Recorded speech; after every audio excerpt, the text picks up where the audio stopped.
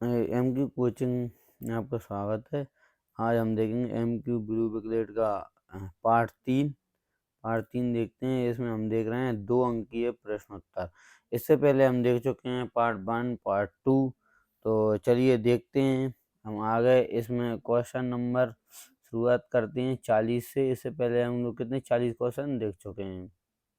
40 से शुरू करते हैं। 40वां क्वेश्चन अपना क्या है, ऑक्सीकारक क्या होते हैं।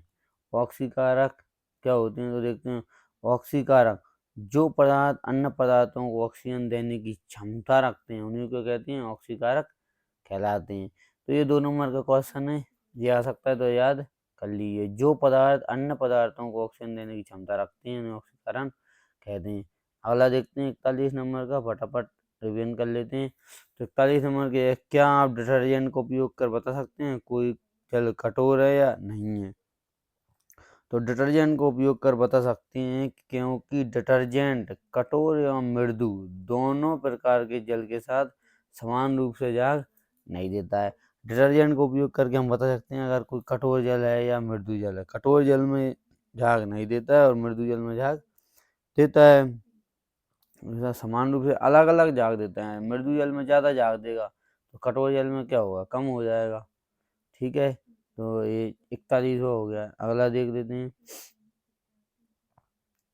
42 नंबर। जल से बाहर निकालने पर मछलियाँ क्यों मर जाती हैं। ये इम्पोर्टेंट, वेरी इम्पोर्टेंट क्वेश्चन है, तो इसको इम्पोर्टेंट लगा लो, इसको बिल्कुल याद कर लेना, बोर्ड में आपको देखने को मिल सकता है। तो जल से बाहर निकालने पर मछलियाँ क्यों मर जाती हैं। मछलियाँ किससे सांस लेती हैं। मछलियाँ गिल्स की सहायता से श्वसन करती हैं और इसके लिए जल में घुली ऑक्सीजन को अवशोषित करने में सक्षम होती हैं। मछलियाँ वायुमंडलीय ऑक्सीजन का अवशोषण नहीं कर पाती, इसलिए जल से बाहर निकालने पर मछलियाँ श्वसन के अभाव में मर जाती हैं। क्या रहता है, देखो मछलियों में क्या रहते हैं, गल फड़े होते हैं या फिर गिल्स होते हैं। इनकी सहायता से ये पानी की ऑक्सीजन को तो अपने अंदर घोल लेती हैं, लेकिन जो वायुमंडलीय ऑक्सीजन होती है, वायुमंडल में जो ऑक्सीजन घुली रहती है उसका अवशोषण ये नहीं कर पाती, इसलिए इनमें क्या हो जाता है, ऑक्सीजन का अभाव हो जाता है और मछलियाँ क्या हो जाती हैं, मर जाती हैं। ठीक है, ये महत्वपूर्ण क्वेश्चन है, कर लीजिए। अगला देखते हैं अपन 43 नंबर का।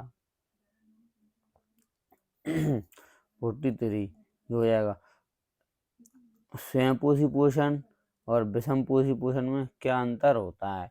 तो स्वयंपोषी पोषण में जीव अपना पोषण कार्बन डाइऑक्साइड, जल, क्लोरोफिल की सहायता से प्रकाश संश्लेषण की उपस्थिति में प्रकाश संश्लेषण की क्रिया के द्वारा बनाते हैं। प्रकाश की उपस्थिति होती है इसमें, जबकि पहले ये स्वयंपोषी पोषण में क्या होता है, जितने भी होते हैं उसमें भोजन, कार्बन डाइऑक्साइड की आवश्यकता होती है। कार्बन डाइऑक्साइड को CO2 लिखते हैं और जल को लिखते हैं H2O। और क्लोरोफिल, ये क्लोरोफिल लवक होता है जो इसको हरित लवक भी बोला जाता है। क्लोरोफिल को हरे रंग का होता है इसलिए हरित लवक बोलते हैं। और प्रकाश की आवश्यकता इसमें होती है। उपस्थिति में प्रकाश संश्लेषण के द्वारा अपना खाना स्वयं बनाते हैं। कौन, स्वयंपोषी पोषण। जबकि विषमपोषी पोषण में क्या होता है, विषमपोषी पोषण जीव अपना भोजन दूसरे जीवों से प्राप्त करते हैं। विषमपोषी पोषण में जीव अपना भोजन अन्य दूसरे जीवों से प्राप्त करते हैं, ये स्वयं भोजन नहीं बनाते हैं। ऐसे सड़ी गली जो होता है, कचरा होता है या फिर लकड़ी होती है, उस पे क्या रहता है, उस पे जो कुकरमुत्ता या सफ़ेद जो उग जाते हैं वो क्या होते हैं, वो विषमपोषी कहलाते हैं। अगला देख लेते हैं। अगला 44 नंबर का, इसमें भोजन के पाचन में लार की क्या भूमिका होती है। ये भी बहुत महत्वपूर्ण प्रश्न है, इसको याद कर लेना। लार की भूमिका किसमें, भोजन के पाचन में लार की भूमिका क्या होती है। तो इसमें जो मुंह में स्थित लार ग्रंथियों से लार निकलकर चबाए हुए भोजन में मिलकर उसको चिकना कर देती हैं, लसलसा बना देती हैं, जिससे भोजन नली में आसानी से नीचे आ जाता है। और लार में उपस्थित एंजाइम एमाइलेज मट के जटिल अणुओं को शर्करा के सरल अणुओं में खंडित कर देता है। तो देखो जो लार होती है तो सबसे पहले तो क्या होती है, भोजन को चिकना बना देती है, लसला में जो आसानी से नली से नीचे चला जाता है और भोजन नली में आसानी चला जाता है। और लार उसमें लार लार क्या करती है, जो एंजाइम होती हैं लार में उपस्थित एंजाइम क्या करते हैं, जो एमाइलेज एमाइलेज जो एमाइलेज और इसको क्या करती है, छोटे सरल अणुओं में शर्करा में परिवर्तित कर देती है, एमाइलेज को खंडित कर देती है। लार मतलब ये है कि हमारा जो भोजन का पाचन होता है वो मुंह से ही पचना शुरू हो जाता है। भोजन का पाचन, ये क्वेश्चन अगर आया कि भोजन का पाचन कहाँ से शुरू हो जाता है, तो हमारे जो मुंह होता है यहीं से भोजन का पाचन शुरू हो जाता है। तो इसमें देख लेते हैं, अगला क्वेश्चन देखते हैं 45 नंबर वाला, जाइलम तथा फ्लोएम पदार्थों के वहन में क्या अंतर होता है। जाइलम और फ्लोएम के जो पदार्थ वहन करते हैं, दोनों पदार्थों का वहन करते हैं किसमें, पेड़ पौधों में। पेड़ पौधों में ऐसे ये पेड़ हो गया, पेड़ देखो यहाँ पे क्या रहते हैं, यहाँ पे अंदर वाला जो रहता है, अंदर वाला हिस्सा, तो इसको तो बोलते हैं हम, इसमें नलियाँ होती हैं, केस नलियाँ, इसको बोल देते हैं जाइलम, इसको जाइलम बोलते हैं। जबकि जो ऊपर वाला भाग होता है, जो छाल वाला भाग होता है, जिसमें छाल होती है, ये इधर बाहर वाला भाग देख देंगे हम, जो छाल होती है, इसको बोल देते हैं फ्लोएम, इसको फ्लोएम बोलते हैं। ठीक है, तो ये दोनों ही काम करते हैं भोजन, ये जो फ्लोएम होता है ये भोजन को पत्तियों से अन्य अन्य भागों तक पहुंचाने का काम करता है। और जो जाइलम होता है, जाइलम क्या करता है, जाइलम ये करता है कि जो जड़ों से पत्तियों तक पहुंचाने में कार्य करता है। तो ये हो गया, तो जाइलम पदार्थों में जड़ों द्वारा मृदा से अपसृत जल, जाइलम कहता है जल एवं खनिजों को पत्तियों तक पहुंचाने के लिए वहन का कार्य करता है। जबकि जो फ्लोएम होता है पत्तियों द्वारा, पत्तियों में क्या होता है, भोजन का निर्माण होता है, निर्मित खाद्य पदार्थों को पादप के विभिन्न भागों तक पहुंचाने के लिए वहन करता है। तो जाइलम को क्या, जल से याद रखो, जल का क्या करता है, ये वहन करता है जाइलम, जब और जल, जल से करता है। अब जल कहाँ होता है, मृदा में ही होता है, तो मृदा से पत्तियों तक ले जाएगा। ठीक है, और जो पत्तियां होती हैं, ये पेड़ पौधों की जो पत्ती होती हैं, पत्तियों में क्या होता है, खाना बनता है। पत्तियां क्या होती हैं, किचन होती हैं किसकी, पेड़ पौधों की, इसलिए खाना को जड़ों तक पहुंचाया जाता है, ये फ्लोएम के द्वारा होता है। अगला देख लेते हैं, इसमें क्या हो जाएगा, 46 नंबर का क्वेश्चन देखो, 46 नंबर का, तो इसमें स्वपोषी पोषण के लिए आवश्यक परिस्थितियां कौन कौन सी होती हैं। स्वपोषी पोषण जो होता है, स्वपोषी पोषण किसमें होता है, पेड़ पौधों में, पौधों में, सभी हरे पौधों में होता है, पौधों में। तो इसके लिए आवश्यक परिस्थितियां कौन कौन सी होती हैं, परिस्थितियां अभी देखी थी हमने। तो सबसे पहले तो होनी चाहिए कार्बन डाइऑक्साइड, मतलब CO2, इसका फॉर्मूला होता है। जल की उपलब्ध होनी चाहिए, मतलब H2O होनी चाहिए। और क्या, सौर ऊर्जा, मतलब प्रकाश सूर्य का प्रकाश होना चाहिए, तभी तो प्रकाश संश्लेषण की क्रिया होगी। इन्हीं को संयुक्त रूप से क्या बोल देते हैं, प्रकाश संश्लेषण की क्रिया, प्रकाश संश्लेषण, प्रकाश संश्लेषण की क्रिया बोल देंगे। ठीक है, प्रकाश संश्लेषण की क्रिया हम कहते हैं किसको, इसमें क्या क्या, कार्बन डाइऑक्साइड चाहिए, जल की उपलब्ध होनी चाहिए और सौर ऊर्जा होनी चाहिए। तो अगला देख लेते हैं, और क्लोरोफिल भी होनी चाहिए। क्लोरोफिल कहाँ पर होगा, पत्तियों में होगा। क्लोरोफिल कहाँ पर होगा, पत्तियों में, जो पेड़ की पत्ती होती हैं, तो इनमें सब में क्या होता है, क्लोरोफिल होना जरूरी है। क्लोरोफिल होगा तभी तो इसमें ये ऐसे पत्ती बना देते हैं। ये जो पत्ती है, इसमें क्या होता है, हरा रंग की पत्ती होती है, तो यहाँ पर क्या होता है, क्लोरोफिल ऐसे ऐसे गोल गोल टाइप के ऐसे बने रहते हैं, सिक्के टाइप के, तो इनको बोलते हैं क्लोरोफिल। ठीक है, ये वाला क्वेश्चन हो गया। आवश्यक परिस्थितियों में कितने, 4 पॉइंट आ जाएंगे अपने। एक तो कार्बन डाइऑक्साइड आ जाएगा, फिर कार्बन डाइऑक्साइड, जल आ जाएगा, सौर ऊर्जा आ जाएगी और क्लोरोफिल आ जाएगा। ठीक है, अगला देख लेते हैं, वसा के पाइसीकरण, ये इम्पोर्टेंट क्वेश्चन है, इसको लगा दो। वसा के पाइसीकरण का क्या महत्व होता है, पाइसीकरण क्या होता है, वसा के पाइसीकरण का क्या महत्व होता है। तो भोजन में वसा बड़ी बड़ी कणिकाओं के रूप में होता है। भोजन में जो वसा होता है, वसा मतलब घी हो गया, तेल हो गया, तो ये बड़ी बड़ी कणिकाओं के रूप में उपस्थित होता है, जिन पर पाचक एंजाइम क्या कहते हैं, पाचक एंजाइम को क्रिया करने में कठिनाई होती है। पायसीकरण में पित्त रस द्वारा वसा की बड़ी बड़ी कणिकाओं को यांत्रिक रूप से छोटी कणिकाओं में व्यक्त कर दिया जाता है। इसी को कहते हैं एंजाइम की क्रिया। इससे क्या होता है, एंजाइम आसानी से उस पर क्रिया कर लेता है। तो पायसीकरण में कुछ नहीं होता, वसा के जो बड़े बड़े कण होते हैं उनको बस छोटा छोटा कर दिया जाता है। किसके द्वारा? पित्त रस के द्वारा। पित्त रस द्वारा वसा की बड़ी कणिकाओं को यांत्रिक रूप से छोटी छोटी नलियों, छोटे छोटे कणों में व्यक्त कर दिया जाता है। पित्त रस का काम होता है, ये पित्त रस करता है, ठीक है। तो इसमें अपन देखेंगे ये पित्त रस द्वारा वसा की बड़ी बड़ी कणिकाओं को यांत्रिक रूप से छोटी कणिकाओं में व्यक्त कर दिया जाता है, जिससे क्या हो जाता है, एंजाइम की क्रिया आसानी से होने लगती है, ठीक है। तो अगला देख लेते हैं। अगले में इसमें क्या हो जाएगा, इसमें ये वाला देखो 48 नंबर का, मनुष्यों में रक्त संचरण द्वारा रक्त संचरण क्या होता है? मनुष्य में रक्त संचरण जो होता है वो द्वारा रक्त संचरण होता है, क्यों? तो इसको समझा देते हैं। तो मनुष्य के पूरे शरीर में रक्त संचरण के एक चक्र में रक्तपूर्ण होता है।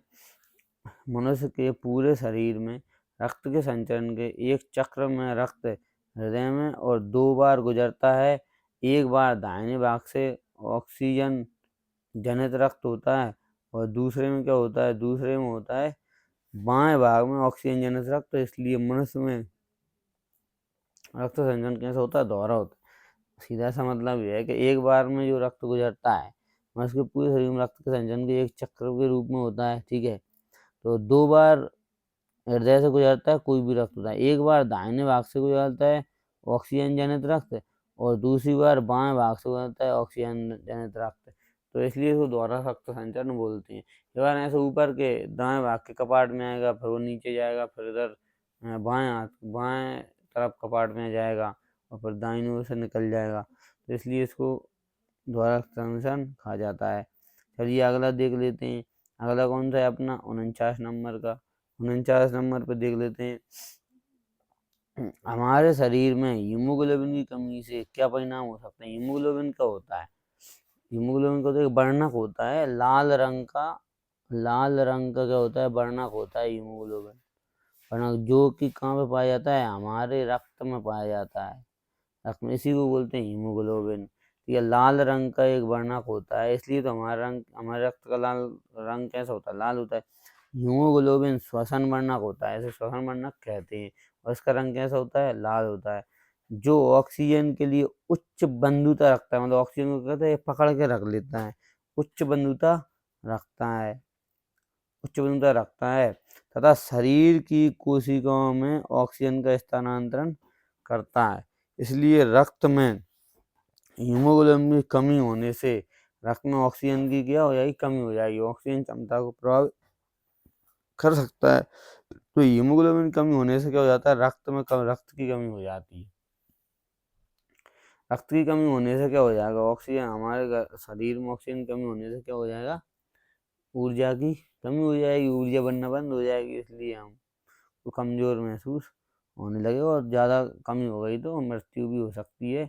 रक्त अल्पता भी कहते हैं इसको। तो चलिए आगे देखते हैं। अब देखते हैं 50 नंबर वाला, ठीक है। और ज़्यादा रक्त की अगर कमी होती है तो इसमें एनीमिया नामक बीमारी भी हो जाती है। जो ज़्यादा रक्त की कमी हो जाती है किसी को, मतलब हीमोग्लोबिन की कमी हो जाती है, तो इसमें कौन सी बीमारी होती है? एनीमिया। ये और इसमें रह गया था। चलिए अगला देख लेते हैं। चलिए अब देखते हैं 50 नंबर वाला। तो इसमें ये हमारा 50 है, मस्तिष्क क्या होता है? इम्पोर्टेंट क्वेश्चन है, मस्तिष्क क्या होता है?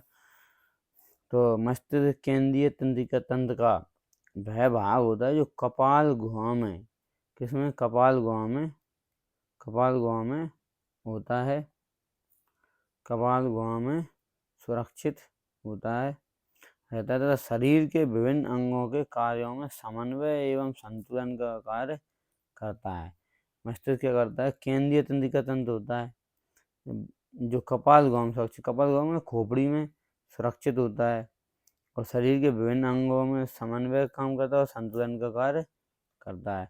ठीक है, अब अगला देख लेते हैं 51 नंबर वाला, ये रहा तंत्रिका तंत्र से क्या समझते हैं? तंत्रिका तंत्र क्या होता है? तो प्राणियों में सोचने, समझने और किसी भी चीज को याद रखने के लिए शरीर के विभिन्न अंगों के कार्यों में समन्वय, संतुलन स्थापित करने एवं नियंत्रण को बनाए रखने वाला जो तंत्र होता है उसी को तंत्रिका तंत्र कहते हैं। तो क्या क्या करता है ये? प्राणियों में सोचने, समझने और किसी भी चीज को याद रखने के लिए शरीर के विभिन्न अंगों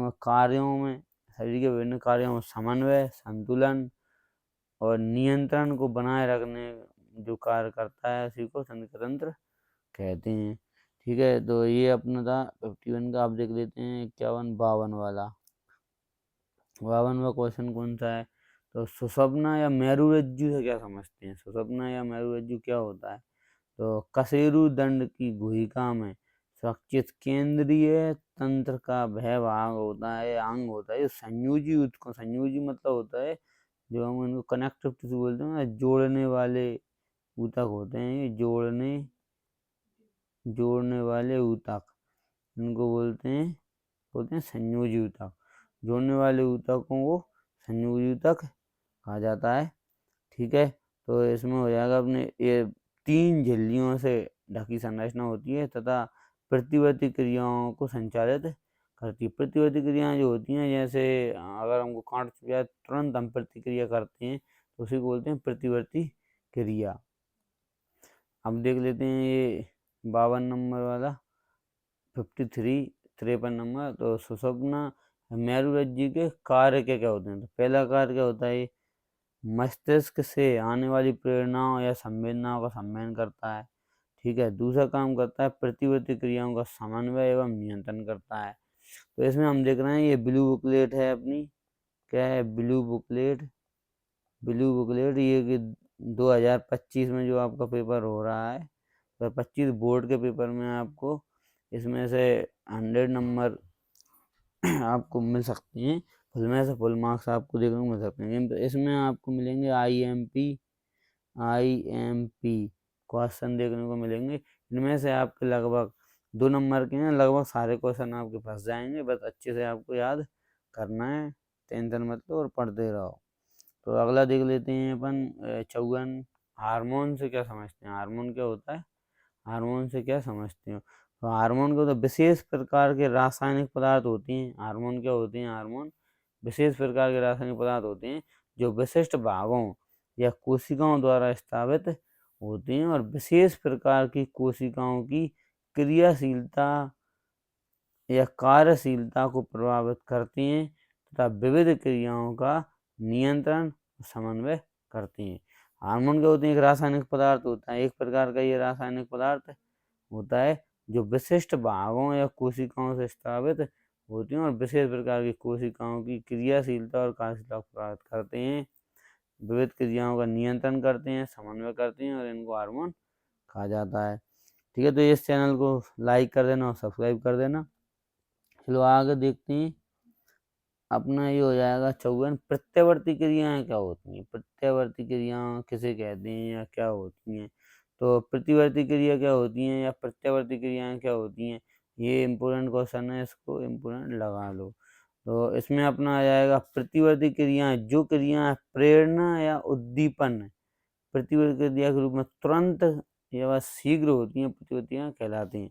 अभी मैंने उदाहरण दिया था, यहाँ से हमको अगर कहीं पर कांटा चुभे तो तुरंत हम क्रिया करते हैं, हाथ को एकदम पीछे खींच लेते हैं, जैसे इसको बोलते हैं प्रतिकृति क्रिया। इसमें दिमाग को कुछ पता नहीं चलता है, ये हमारा मेरुरज्जु होता है जो रीढ़ की हड्डी होती है, वहाँ पर मेरुरज्जु इसको नियंत्रित करता है। चलिए अगला देखते हैं, ये हो जाएगा अपना 56। तो न्यूरॉन किसे कहते हैं? हम इसमें 20 प्रश्न देखेंगे, 60 तक देखेंगे। ठीक है, तो न्यूरॉन या तंत्रिका कोशिका या कोशा या कोशिका तंत्रिका तंत्र की सूक्ष्मतम इकाई होती है, सूक्ष्मतम इकाई होती है जो कोशा अथवा ऊतक या तंत्रिका ऊतक न्यूरॉन कहलाते हैं। ये क्या होती है? तंत्रिका कोशिका या तंत्रिका कोशिका की तंत्रिका तंत्र की वह सूक्ष्मतम इकाई अथवा ऊतक या तंत्रिका ऊतक न्यूरॉन कहलाती है। मतलब तंत्रिका तंत्र की सबसे सूक्ष्म इकाई जो होती है उसी को क्या कहते हैं? तंत्रिका कोशिका बोल दो, तंत्रिका ऊतक बोल दो, या तंत्रिका ऊतक या न्यूरॉन बोल दो। तो ये क्या होती है? तंत्रिका तंत्र की सबसे सूक्ष्म इकाई होती है। अगला देख लेते हैं। अगला आएगा अपना 57 नंबर पे। जलानुवर्तन से आप क्या समझते हैं? जलानुवर्तन या जलावर्तन। तो जलीय पौधों में जल के उद्दीपन के कारण होने वाली गति को ही क्या कहते हैं? जलानुवर्तन कहते हैं। क्या होता है? जलीय उद्दीपन का मतलब होता है, ये ऐसा समझो, ये अपना पेड़ है, तो ये जो इसकी जो जड़ें हैं वो कहाँ पे जाएंगी? जिधर इधर जल होगा ना उधर ये गति करती जाएंगी। अगर इधर जल होगा उधर चलेंगी। जिधर जल जल की तरफ हमेशा ये गति करती हैं, इसी को बोलते हैं जलानुवर्तन। और प्रकाश की ओर गति करती हैं, पत्तियां करती हैं, तो इसको प्रकाश अनुवर्तन भी कहा जाता है। वो आगे क्वेश्चन आपको देखने को मिल जाएगा। ठीक है, तो ये अंतःस्रावी ग्रंथियां क्या होती हैं? अंतःस्रावी ग्रंथियां क्या होती हैं? तो इसमें जाएगा अंतःस्रावी ग्रंथियों में जाएगा शरीर में पाई जाने वाली विशेष प्रकार की ग्रंथियां जिनसे हार्मोन का स्रावन होता है, उनको अंतःस्रावी ग्रंथि कहा जाता है। अंतःस्रावी ग्रंथियां शरीर में पाई जाने वाली विशेष प्रकार की ग्रंथियां होती हैं जिनसे हार्मोन का स्रावन होता है, उनको अंतःस्रावी ग्रंथियां कहलाती हैं। तो अगला देख लेते हैं। ये प्रकाशानुवर्तन आ गया है। ये प्रकाशानुवर्तन, तो प्रकाशानुवर्तन में क्या होता है? जो प्रकाश की तरफ गति करते हैं तो देखो, हरे पौधों का तना प्रकाश की ओर एवं जड़ अंधकार की ओर, जड़ तो धरती में जाएगी, अंधकार की ओर गति करता है, तो प्रकाश के कारण होने वाली इस क्रिया को कहते हैं? प्रकाशानुवर्तन कहते हैं। जैसे ये पेड़ है। अब पेड़ में देखो, इधर ऊपर तो पत्तियां लगती हैं और नीचे क्या होती हैं? जड़ें होती हैं। तो जड़ें क्या अंधकार की ओर जाती हैं, मतलब मिट्टी में जाती हैं। और पत्तियां क्या होती हैं? जहाँ प्रकाश होता है वहां पे बढ़ती हैं। इसी को बोलते हैं प्रकाशानुवर्तन। अगला देख देते हैं। ये अपना 60वां, तो 60वां क्वेश्चन है, ये लास्ट क्वेश्चन है। ठीक है, लास्ट प्रश्न है ये अपना। मस्तिष्क का कौन सा भाग शरीर की स्थिति, संतुलन और अनुरक्षण का कार्य करता है? ये इम्पोर्टेंट क्वेश्चन है, इसको इम्पोर्टेंट लगा दो। तो इसमें तो पश्चिम मस्तिष्क में स्थित भाग अनुमस्तिष्क शरीर की स्थिति का संतुलन करता है और अनुरक्षण करता है। ठीक है, तो ये अपना ये खत्म हो गया है यहीं तक। तो चैनल को क्या करना है? अपना लाइक करना है और सब्सक्राइब कर देना और वीडियो को पूरा देख लेना। ये और भी अन्य पार्ट आएंगे, पहला, दूसरा, तीसरा। ये अपना तीसरा है। अब चौथा पार्ट आपको देखने को मिल जाएगा। ठीक है, फिर इसके बाद अगली सीरीज चल रही है अपनी 3 नंबर वाली, तो 3 अंक की है। एक चल रही है 3 अंक की है सीरीज, 3 अंक की है सीरीज भी चल रही है, 3 अंक वाली देख लेना। इसके बाद आएगी अपनी 4 अंक की है, 4 अंक की है। और फिर अपन देंगे इसमें एमसीक्यू सीरीज। एमसीक्यू में क्या होता है? हम क्या करेंगे? जो ओटी वाले जो प्रश्नोत्तर होते हैं, ओटी प्रश्नोत्तर, उनको देखेंगे। प्रश्नोत्तर जो कि अति महत्वपूर्ण होंगे, अति महत्वपूर्ण। ठीक है, तो ये देख लेना। ठीक है, आज के लिए इतना ही। धन्यवाद।